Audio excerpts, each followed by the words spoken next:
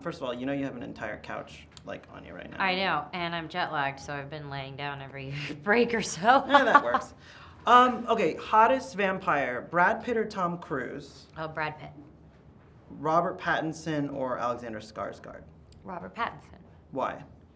I like the accent and the smoldering look he gives. I mean, I know that they both do, but I kind of like his a little more. I kind of feel like he looks constipated sometimes. Well, that's your personal opinion. I didn't say that. I think he's hot. Talk to me about playing a mom. I mean, you're a little young to play a Little, mom. I am young. It was great. Honestly, for me, it was really sweet. I was surprised at how my voice changed. Because when I was doing the scenes with Dennis, he had already pre-recorded some of his stuff, and when I heard his voice, I was like, oh my gosh, how are you? Like, I just immediately fell in love with the character. I think something happens to you when you're a mom. You can do a mom voice now.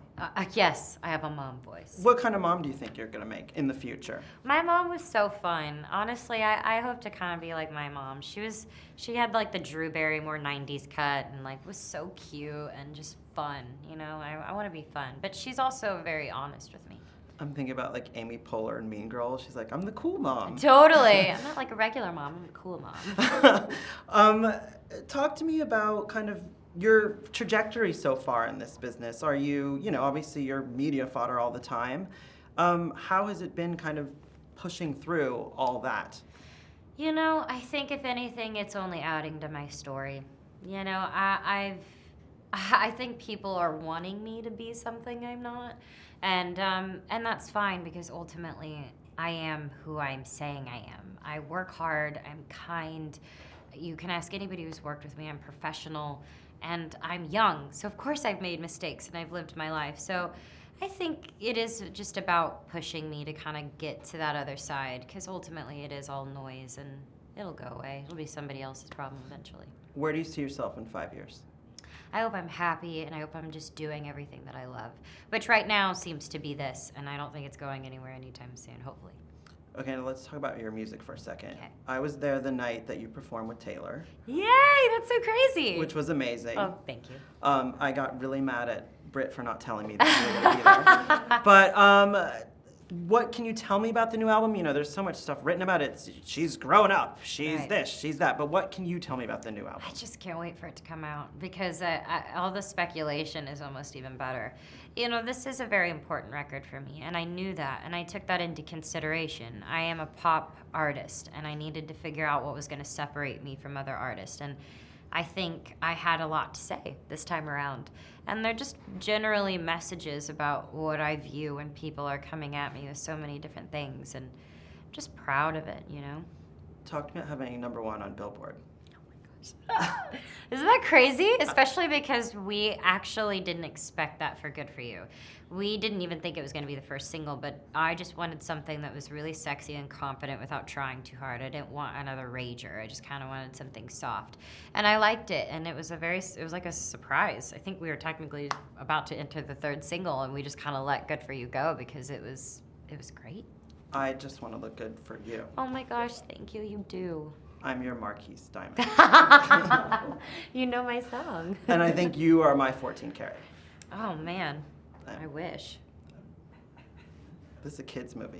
I want to know about Neighbors 2. Talk about it. What's going on with? Are you done? I'm not allowed to talk about it. Are you falling in love with Efron? Is it really in real life? Just kidding. Is there really like a contract where like you have to sign something like, yeah, I can't talk about? No, it's just you also have to be respectful. You know, they're creating things, and unfortunately, when media gets a hold of it, it's like, well, let us make our movie. You know what I mean? So, I mean, it's not mine, but you know, whoever is making a film. So. When you're doing the voice recording for this character, is there a process? Do you go dark? Do you like go all goth and paint black nail polish? Maybe that would have helped, but I didn't. I didn't realize how hard it would be because I'm a very expressive person. So I like my face and my hands and all of it. So that doesn't really work when you're in the recording studio for this. I had to really kind of push myself to get to those high places, and yeah, it's kind of hard. In my head, I'm trying to think of another pun for one of your songs. What's one of your favorite things that people have said to you, like a song pun? Like, oh, the biggest one I've gotten, especially from guys, when you're ready, come and get it. I'm like, oh my God, I can't. Good night. I'm totally gonna use that now. Oh my gosh, as long as it's a joke. Because I'd wait for the laugh. I'm like, oh, nope, you're serious. Okay. You're like, gee, haven't heard that one before. You know what? It's funny. Talk to me about mixing it up, because obviously this is, a family film. Neighbors 2 is not a family film. How do you kind of pick and choose what you want to do? I think for me, I do that with everything. When I did the Toronto Film Festival a couple of years ago, during the day we premiered Hotel Transylvania, and then that night we premiered Spring Breakers.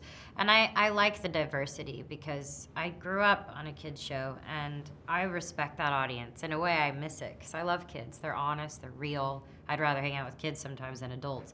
So I like that, and I love being respectful of that audience. How does social media play a role in kind of your brand and your promotion, but you having sole control over that? I love that. I mean, I think if anything, I'm able to speak about what I want to speak about when the world is already talking about my every move. I'm able to connect with the people that really matter, which is my fans. And that's something that I think all I care about. As long as they know who I am, that's all that matters. Is there still like kind of a role model pressure for you? Because, it's funny, today I saw like you had some kids in here talking, like, and they're watching you. Is there still that pressure, or you just do you?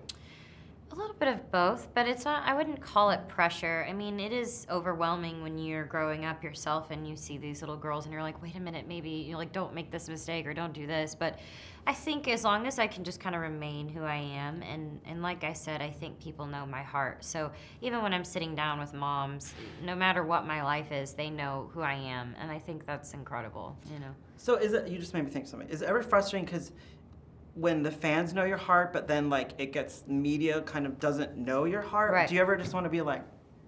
Of course. But it's just noise. It's like I can't even begin to tell you how frustrating it is. But at the same time, my happiness does not dictate on this business. If I lost everything tomorrow, I would be perfectly fine owning a coffee shop in Texas. I don't. Once I realized that, everything went away. Because that's like, you know what I mean? This is what I love. It's my job, but that's not gonna matter.